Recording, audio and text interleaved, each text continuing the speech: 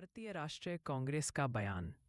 एक ने आतंकवादी बताया, दूसरे ने हत्यारा ठहराया। किसानों को आघात, पीठ पर लाठी, पेट पर लात। न पर्याप्त खरीदी, न उचित दाम, न कानूनी गारंटी का इंतजाम। किसान विरोधी नीतीश और मोदी, भाजपा और जेडीयू सरकारों ने देश के भाग्य विधाता अन्नदाता किसानों को पहले आतंकवादी, दूसरे ने हत्यारा ठहराया। किसानों को आघात, पीठ पर लाठी, पेट में लात। न पर्याप्त खरीद, न उचित दाम, न कानूनी गारंटी का इंतजाम। किसानों के लिए आज यह प्रेस कॉन्फ्रेंस का आयोजन हम लोगों ने किया है। बता दें पहले, ये सियाराम दास जी हैं जो SC/ST प्रकोष्ठ के पूर्व अध्यक्ष हैं। चांदनी जी हैं, ये भी SC/ST प्रकोष्ठ की महिला प्रकोष्ठ की अध्यक्ष रही हैं जिला की। मोनाजिर भी हैं जो माइनॉरिटी के डिस्ट्रिक्ट प्रेसिडेंट रहे हैं। मुजफ्फर है जो नगर अध्यक्ष रहा युवा कांग्रेस का। नीरज है जो उपाध्यक्ष है जिला कांग्रेस कमेटी का, जिला युवा कांग्रेस। तो एक ने आतंकवादी बताया, दूसरे ने हत्यारा ठहराया। किसानों को आघात, पीठ पर लाठी, पेट पर लात। न पर्याप्त खरीदी, न उचित दाम, न कानूनी गारंटी का इंतजाम। किसान विरोधी नीतीश मोदी, ये हम इस स्लोगन के साथ, इस नारे के साथ इसकी शुरुआत करते हैं। भाजपा और जेडीयू सरकारों ने देश के भाग्य विधाता अन्नदाता किसानों को पहले आतंकवादी बताया, खालिस्तानी पाकिस्तानी बताया, और अब बिहार की नीतीश भाजपा सरकार बिहार में बढ़ती हत्याओं को लेकर तर्क दे रही है कि ये हत्याएं किसान कर रहे हैं क्योंकि उनके पास काम नहीं है।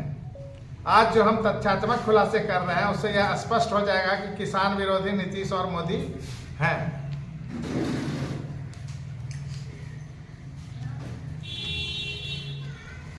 मोदी सरकार है, फसलों के दाम मांगने पर किसानों की राह में कील और कांटे बिछाए जाते हैं। आप सबने देखा होगा, जीप से रौंद दिया जाता है। ये सारी घटनाएं सारे प्रेस में सब लोगों को मालूम है, सबको पता है। आत्महत्या के लिए मजबूर होते हैं, किए जाते हैं, मगर फसलों के उचित दाम नहीं पाते हैं। कांग्रेस पार्टी प्रतिबद्ध है कि जो है सड़क से सदन तक किसानों के समर्थन मूल्य की कानूनी गारंटी की लड़ाई लड़ेगी, किसानों को उनका हक दिला के रहेगी। किसानों पर निर्णय का प्रहार किस तरह से हुआ है 2014 में इस सरकार के आने के बाद, कि सत्ता में आते ही जून 2014 में किसानों को समर्थन मूल्य के ऊपर दिया जाने वाला 150 रुपए का बोनस उसको बंद कर दिया गया। ये 2014 से ही बंद कर दिया गया। दिसंबर 14 में एक के बाद एक किसानों की जमीन के उचित मुआवजे कानून को खत्म करने के लिए 3 अध्यादेश लाए गए। ये लगातार प्रहार है, देख लीजिए। सुप्रीम कोर्ट 6 फरवरी 15 को शपथ पत्र दिया सुप्रीम कोर्ट में इस सरकार ने, किसानों को लागत के 50% ऊपर समर्थन मूल्य नहीं दिया जा सकता, नहीं तो बाजार खराब हो जाएगा। अर्थात जुमला न धन स्वामीनाथन की सिफारिश से किया इनकार।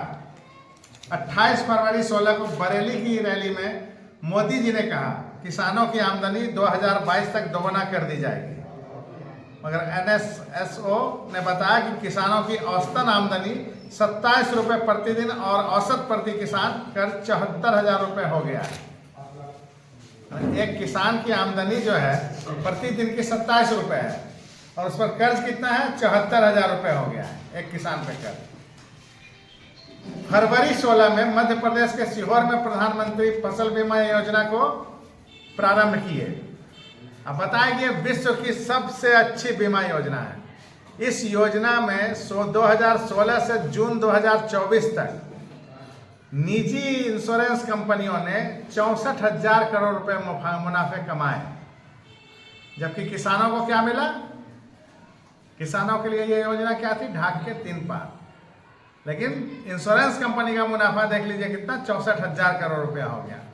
कोविड की आपदा में 2020 में कृषि विरोधी क्रूर काले कानून अध्यादेश के रूप में लाए गए।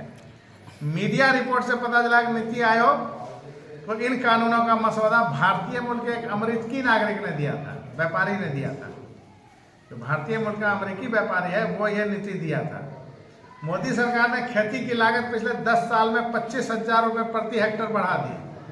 डीजल की कीमतों को बेतहाशा बढ़ाया गया। खाद पर, कृषि यंत्रों पर, ट्रैक्टर पार्ट्स पर 12 से 18% तक जीएसटी लगाए गए। तो ये किसान के लिए क्या करती रही सरकार? किसान के अनाज को किस तरह से खरीदती रही? ये अनाज को अगर देखिएगा अच्छे से, इस हम प्रेस रिलीज को आप लोग को देंगे, इसको अगर पढ़िएगा तो आपको महसूस होगा कि 2023-24 में 4 लाख टन 0.04 लाख टन जो है अनाज ये खरीद पाई बिहार सरकार समर्थन मूल्य पर। 2023-24 में 1 लाख टन, 0.01 लाख टन। 2024-25 में 0.10 लाख टन। ये किसमें 28 लाख टन के एवज में, 20.67 लाख टन के एवज में। आप सोचिए कि क्या खरीदगी हुई, जीरो के बराबर खरीदगी हुई। जो परसेंटेज है वह जीरो से ज़्यादा कुछ भी नहीं है। इसी तरह से अनाज क्या करती है केंद्र सरकार और नीतीश सरकार, बाहर से आयात कर लेती है। के लोगों को, किसानों को मिलना चाहिए जिसका कीमत, उस समय बाहर से आयात कर लेती है। जब आयात कर लेती है महंगे दर पे, इतना आयात कर लेती है कि यहाँ का किसान जो है औने पौने मूल्य पर दाम पर बेचने के लिए मजबूर हो जाता है। देखता है कि अनाज आ रहा है बाहर से पूरा, तो वो अपना चाहता है कि जल्दी से हम बेच के निपटा लो। तो ये बेचवाने का काम यह एक धंधा बना के रखा है। उसी तरह से दाल की दलाली, तेल का खेल उसी तरह का है। भारत में दाल पर्याप्त मात्रा में उत्पादन कर रहा है किसान, मगर बेतहाशा दाल इंपोर्ट करके पूंजीपतियों को फायदा पहुंचाया जा रहा है। सुने होइएगा आप लोग भी, अफ्रीका में दाल का खेती करवा रही है भारत सरकार। तो 2024-25 में दाल का इंपोर्ट 7.3 मिलियन टन तक पहुंच गया, जबकि उत्पादन भारत की आवश्यकता अनुरूप किसान कर रहे हैं 25.2 मिलियन टन। तो बाहर से मंगाने की आवश्यकता था और उसको जो है बाहर से मंगाया गया। भारत विश्व का सबसे ज्यादा दाल उत्पादन करने वाला देश है। दाल को गरीबों का प्रोटीन कहा जाता है, यही खा के हम लोग यहाँ जीवित रहते हैं।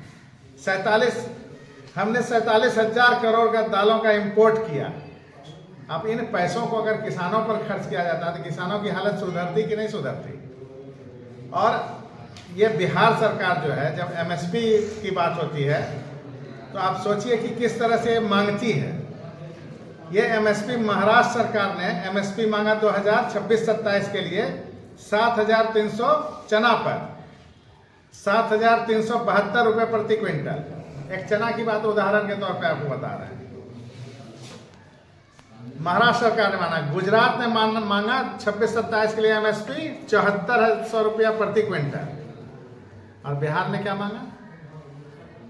बिहार ने मांगा ही नहीं। उस सरकार को, जो राज्य सरकार है गुजरात और महाराष्ट्र में, उसको जरूरत है, उसके किसानों को जरूरत है। उसकी सरकार अपने किसानों के लिए समर्थन मूल्य मांग रही है बढ़ा के, कितना हमको चाहिए, गरीबी है किसानों के बीच। लेकिन हमारी सरकार, जो बिहार सरकार है, उसने मांगा ही नहीं। इसको क्या कहेंगे? इतनी लापरवाही किसानों के लिए। मसूर मध्य प्रदेश में, मसूर के लिए मध्य प्रदेश ने मांगा 26-27 के लिए 6,900 रुपये प्रति क्विंटल। बिहार ने 26-27 के लिए एमएसपी मांगा ही नहीं।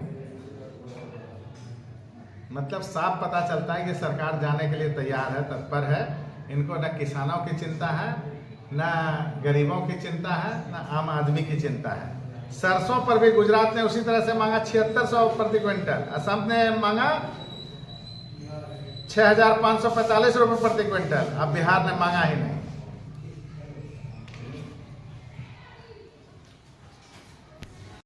जमीन को 1 रुपये में दे दिया जाता है, बगैर ये सोचे। आप भी अगर एग्रीमेंट करते हैं बिल्डर से अपना घर बनाने के लिए, तो कहते हैं हमको नन चाहिए, कुछ पैसा दो, फंड दो, हम दूसरा काम करेंगे। या आप कहते हैं कि हमको इसमें से 50% फ्लैट दो। तो यहाँ भी एग्रीमेंट होना चाहिए ना कि 100 किलोमीटर फ्री बिजली देंगे। चलो 100 नहीं देंगे, 85 किलोमीटर फ्री बिजली देंगे, ताकि स्थानीय लोगों को अगर 10-20 एकड़ जमीन देना पड़ा तो उससे उजाला फैले। एक एनटीपीसी के राख से जो कैंसर हो रहा है कहलगांव के अंदर, उसको बर्दाश्त नहीं किया जा सक रहा है।